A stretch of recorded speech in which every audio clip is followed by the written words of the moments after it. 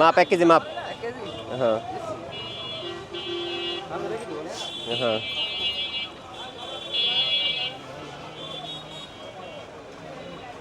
কত করে এখন বাজার কত? বাজার মাত্র 160 টাকা।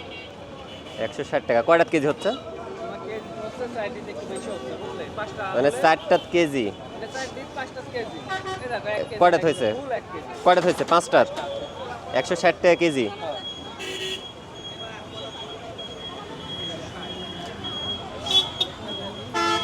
ভাই লাগবে আচ্ছা আর আপনি নেবেন তো ভাই আপনি নেন না কয়েক কেজি লাগবে নেবেন তো ভাই